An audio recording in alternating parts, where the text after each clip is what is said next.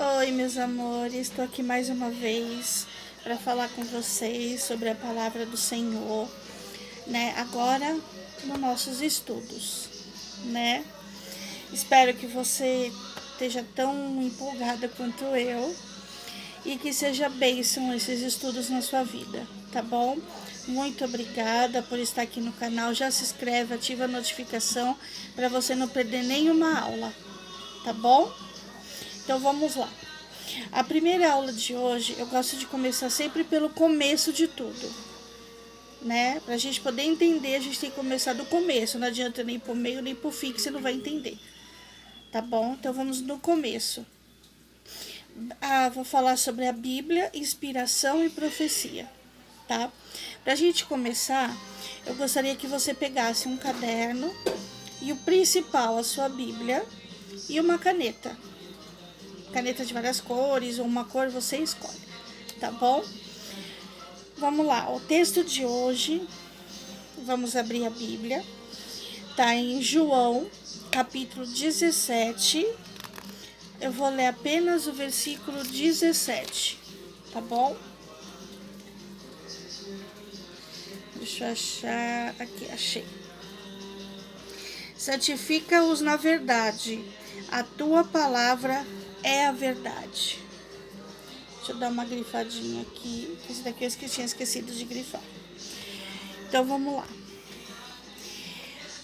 A palavra Bíblia quer dizer livros, certo?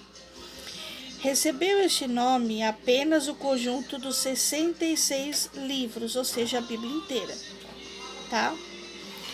Através deste estudo, iremos reconhecer que a Bíblia se chama, no seu significado espiritual, Sagradas Escrituras, tá bom?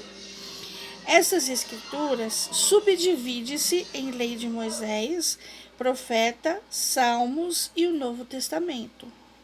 Ou seja, ela tem divisões. É como se fossem matérias. A primeira matéria seria a Lei de Moisés, a segunda a Lei dos Profetas, depois os Salmos e depois o Novo Testamento. Tá bom? Nenhum escritor da Bíblia falou por si mesmo. Eu vejo muita gente falando que, mas a Bíblia não foi escrita por homens? Sim, mas esses homens estavam inspirados, eles não escreveram porque eles quiseram escrever. Eles não escreveram aqui o que eles quiseram colocar, como se fosse os nossos escritores de hoje em dia, que contam uma história, uma fábula, um conto. Eles foram inspirados, ou seja, tinha alguém falando o que eles deveriam fazer. Tá bom? Porém, movidos pela vontade de Deus. É que nem eu falei, tinha alguém falando que eles tinham que escrever e como eles tinham que escrever. Tá? Foi através do Espírito Santo. Certo? Vamos ver, então, a primeira parte, que é a Lei de Moisés. Né? Vamos ver o que estava acontecendo antes dele começar a escrever essas histórias. Vamos lá. Como são 3 perguntinhas que eu vou fazer, vocês respondam no final, tá bom? Vamos lá. Como eram transmitidas as notícias antes da palavra escrita? Eu vou repetir a pergunta para vocês poderem escrever. Como eram transmitidas as notícias antes da palavra escrita? Eu vou dar aqui duas passagens para vocês lerem e escreverem com as suas próprias palavras como eram transmitidas as notícias, tá bom? Êxodo, capítulo 12, do versículo 24 ao 27. Êxodo 12, versículo 24 ao 27, tá bom? E Josué, capítulo 4, do versículo 20 ao 22. Josué, capítulo 4, versículo 20 ao 22. A segunda pergunta, vamos lá, a segunda perguntinha. Que meio usava Deus para enviar suas mensagens? Que meio usava Deus para enviar suas mensagens? Os textos estão em Hebreus, capítulo 1, versículo 1. Hebreus 1, 1. Fica fácil, né? Assim. Salmos, vamos lá para o livro de Salmos, capítulo 22, do versículo 30 e o 31. Salmos 22, 30 e 31. A terceira pergunta. Cite uma das maneiras muito usada por Deus naquele tempo. Cite uma das maneiras muito usada por Deus naquele tempo. Gênesis 12, versículo do 1 ao 3. Gênesis 18, versículo 1 ao 3. E Juízes 13, versículo 3. Juízes 13, versículo 3. Tá? Essas perguntas eu vou fazer um vídeo só respondendo elas depois, tá bom? Vocês vão me mandando as respostas e eu faço um vídeo respondendo essas perguntas da primeira aula, tá bom, gente? Então, vamos lá. Uma semente o servirá de geração a geração e anunciará as suas proezas a outra geração. Antes da palavra escrita, as notícias passavam de pais para filhos, e assim de geração a geração. Então, acabei de responder a primeira pergunta. Como que eram transmitidas as notícias antigamente? De pai para filho, certo? No lado espiritual, acontecia o mesmo.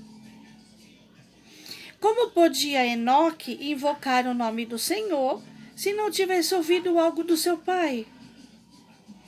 Para melhor esclarecimento, vamos ler a passagem de Romanos, capítulo 10, versículo 13 e 14. Vamos lá.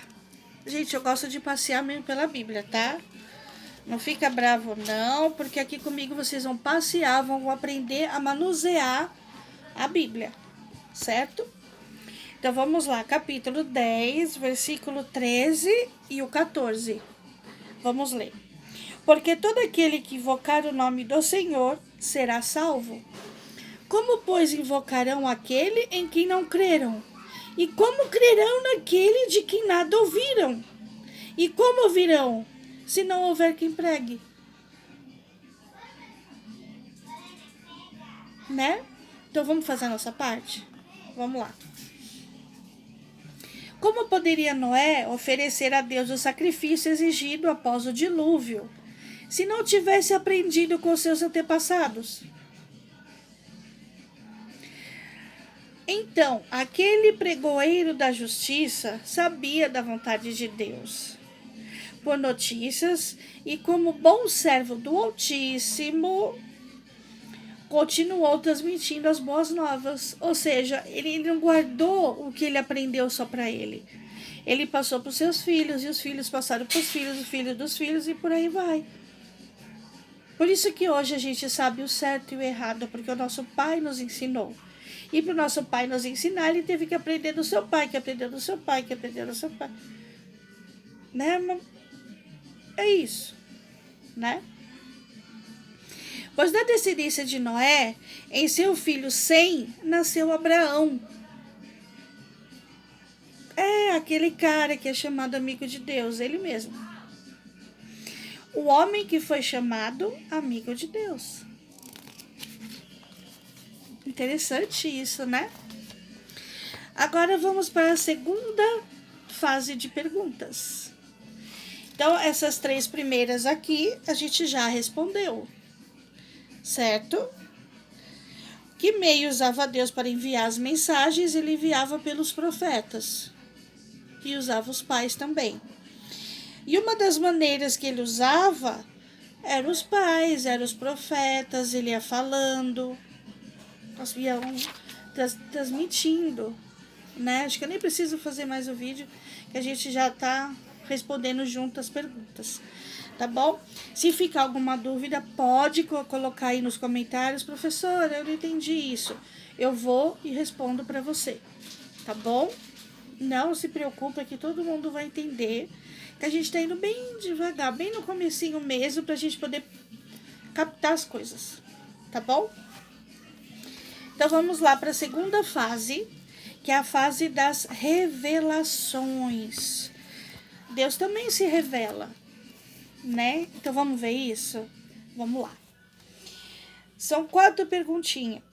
Não, 4 perguntinhas. Vamos lá. Primeira pergunta. Por intermédio de quem revelou Deus sua vontade ao homem? Isso está em Amós, capítulo 3, versículo 7. E também a gente pode ler em Romanos 16, versículo 25 e 26. Segunda pergunta. Vamos lá, depois vocês voltam o vídeo e coisas perguntam. Senão vai ficar o vídeo muito longo, não vai dar tempo da gente explicar melhor. Quem foi o primeiro escritor desta vontade? Deuteronômio capítulo 31, do versículo 9 ao 13.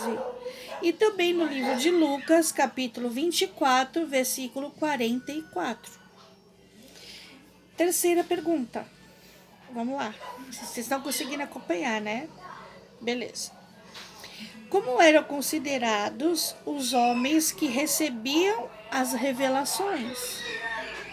2 Pedro, capítulo 1, do versículo 20 e 21. Tá bom? Quarta pergunta.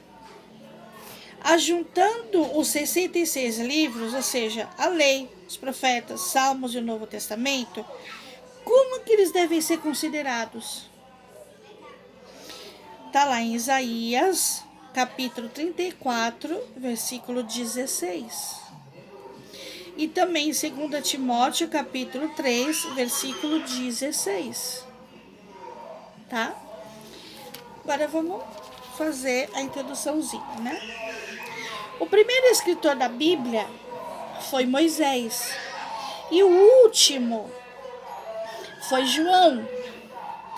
Temos um espaço de aproximadamente 1.600 anos entre um e outro, ou seja, eles não se conheceram, não se viram.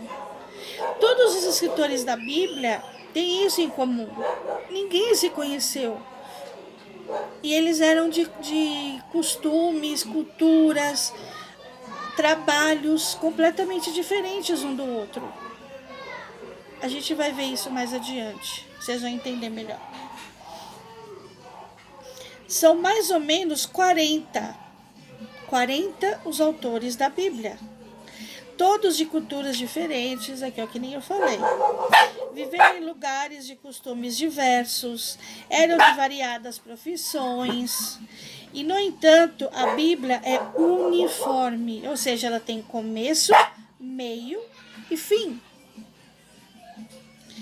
em seus pensamentos e apresentação. Por que isso? Por que vocês acham que ela tem começo, meio e fim, sendo que foram escritas por 40 pessoas diferentes? Eram diferentes. Pensamentos, culturas, costumes. Porque todos foram dirigidos pelo mesmo Espírito para escrevê-la. Ou seja, Deus fez tudo. Deus escreveu. Deus dirigiu o que eles deveriam escrever. Por isso a Bíblia tem começo, meio e fim. A vontade que os guiou foi apenas uma, a de Deus. Vamos a mais uma perguntinha. Mais uma perguntinha. como eram chamados por Jesus e pelos apóstolos os livros santos. Está lá em João, capítulo 5, versículo 39. Também a gente pode ler em Lucas 24, versículo 27, Romanos 15, versículo 4, Tiago 2, versículo 8 e 1 Pedro 2, versículo 6. Vamos falar. Do Gênesis ao Apocalipse se entende todo o conteúdo de as Sagradas Escrituras. Portanto, é falso o ensinamento de que o Velho Testamento findou.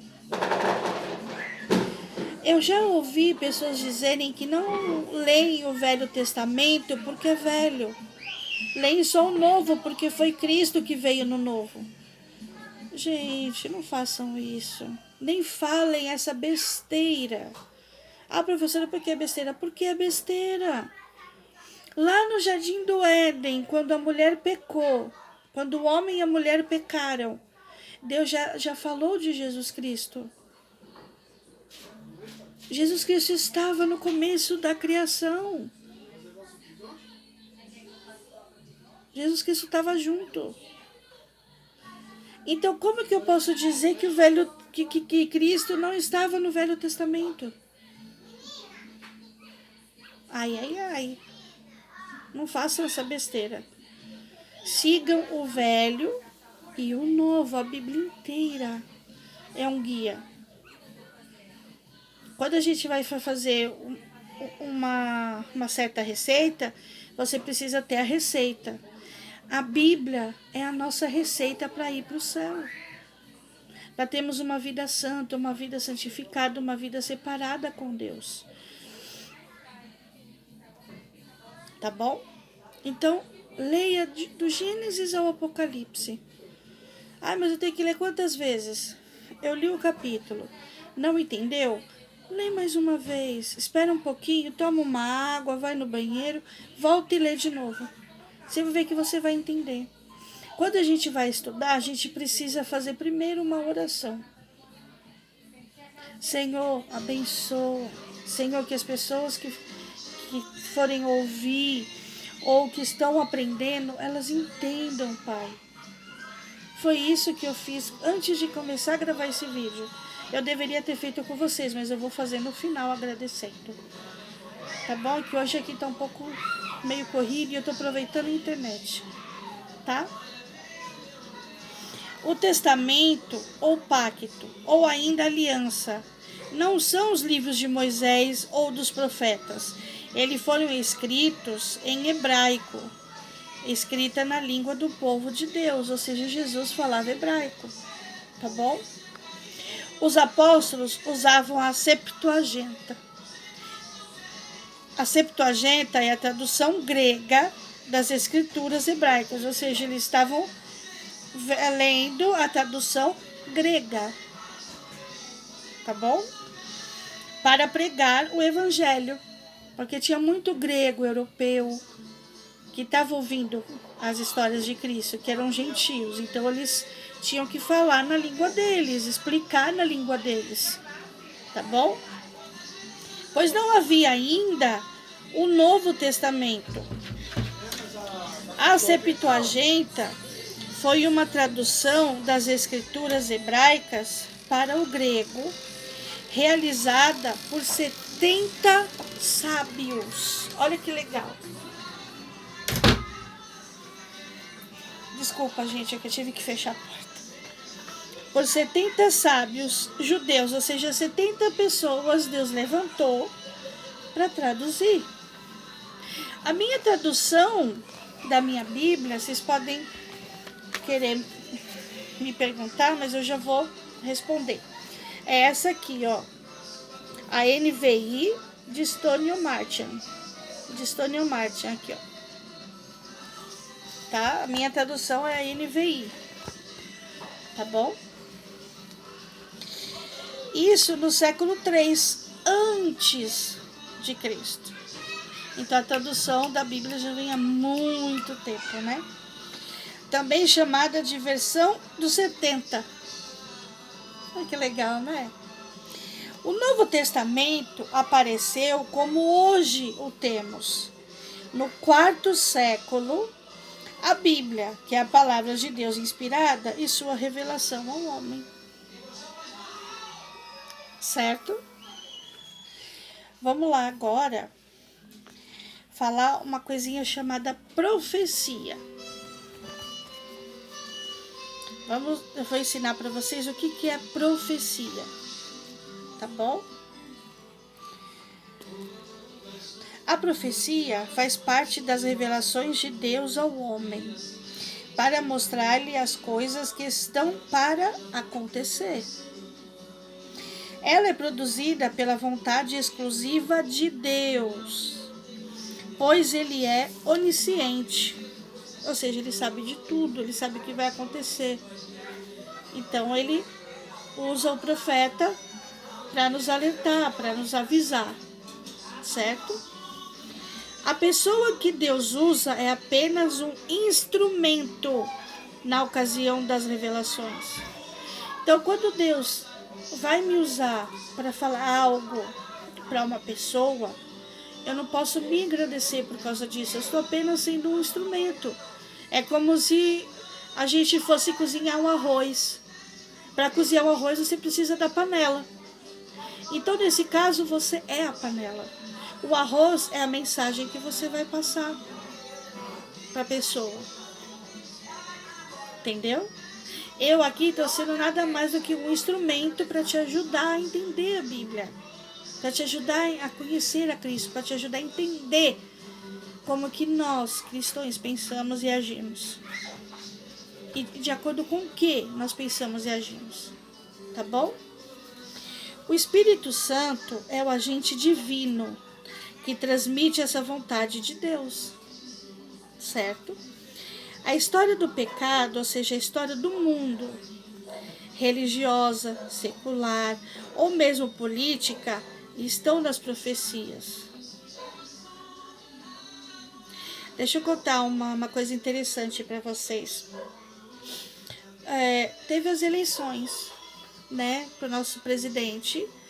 Era o nosso presidente Jair Messias Bolsonaro e o outro candidato era o Haddad.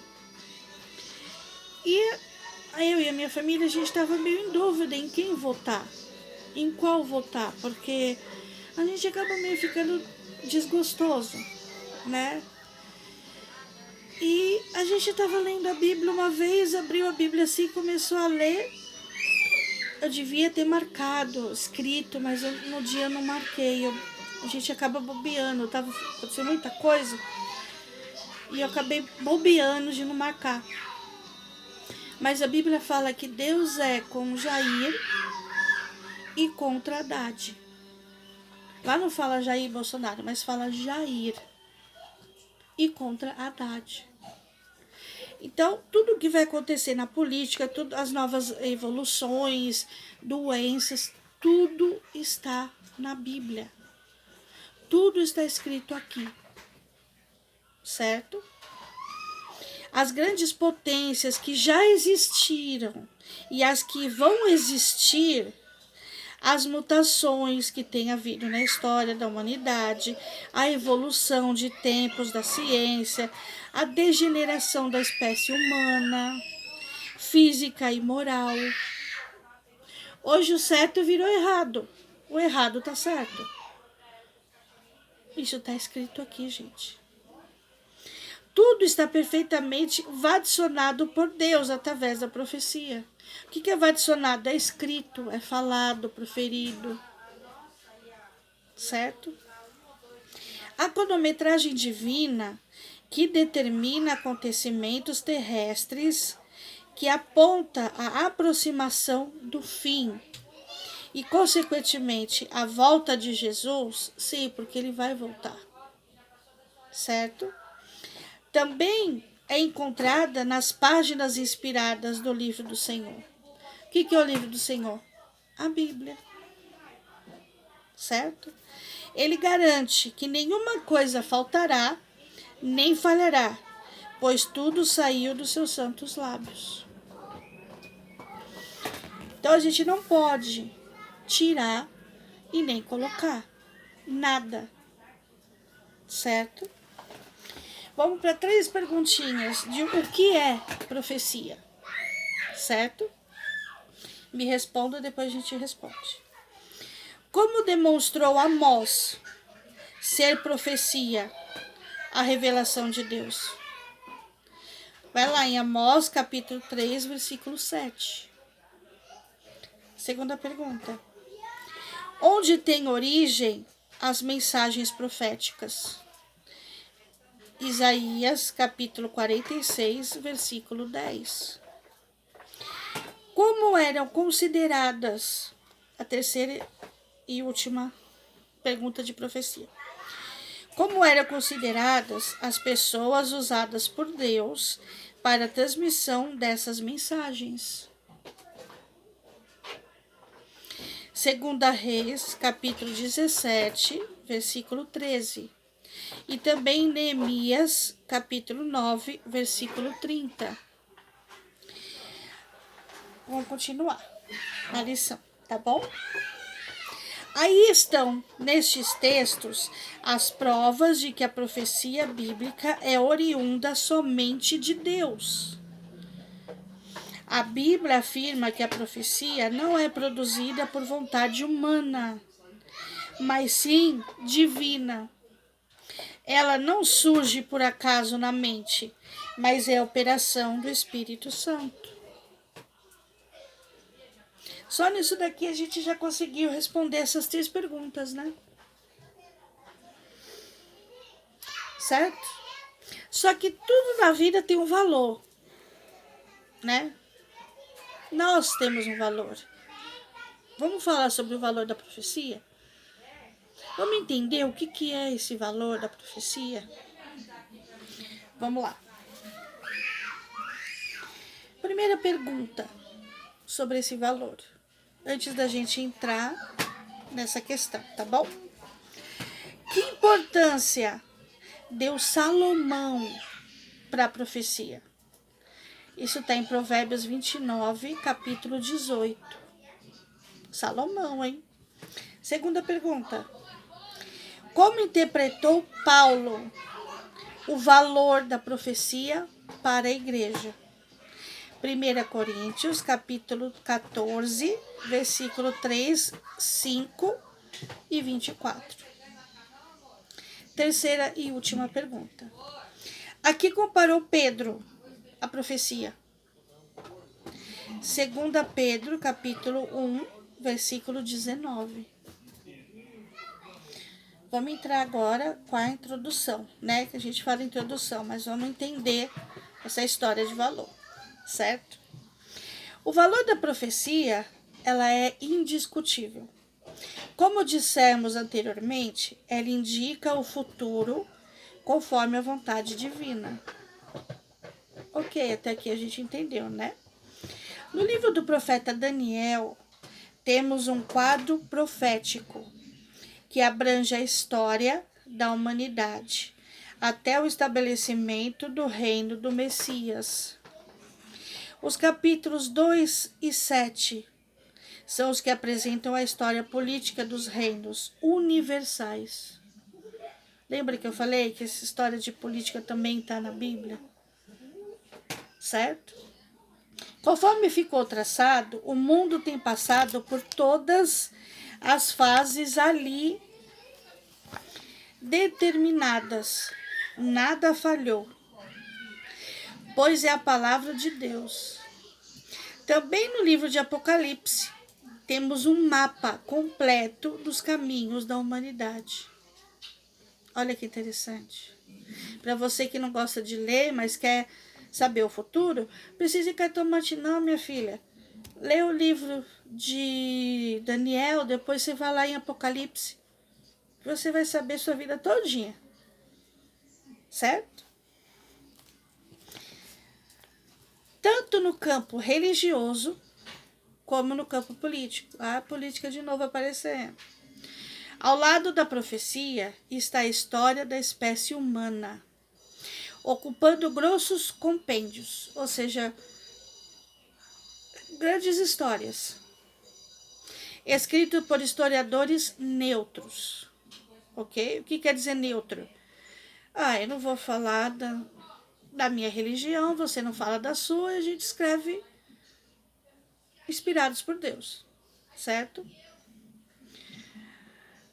Mas que narram simplesmente a verdade sobre os acontecimentos, através das épocas. Essa história é uma história substancial, de que a profecia é oxiomática, ou seja, que ela é verdadeira, certo? E vai acontecer. Pois a profecia é a narração dos mesmos fatos antes que acontecerem. Logo, chegamos à conclusão de que a história deixa provado que a palavra de Deus é a verdade. Interessante, né?